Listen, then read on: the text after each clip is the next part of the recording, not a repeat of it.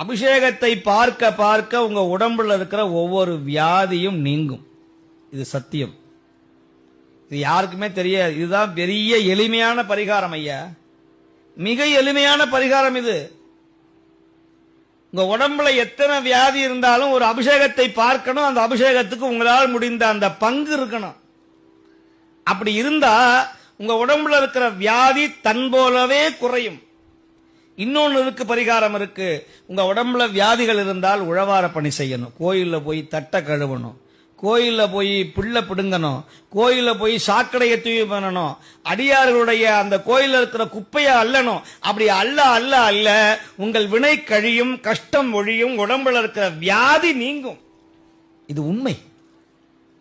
அப்ப அதெல்லாம் முடியாதவங்க என்ன செய்யணும்னா, அதெல்லாம் முடியாதவர்கள் சுவாமியினுடைய அபிஷேகத்திற்கு உங்களால் முடிந்த, இப்ப எனக்கு ரொம்ப பெரிய வினைகள் அதிகமா இருக்குன்னு சொன்னா பாலபிஷேகம் செய்யணும், பால் வாங்கி தரணும்.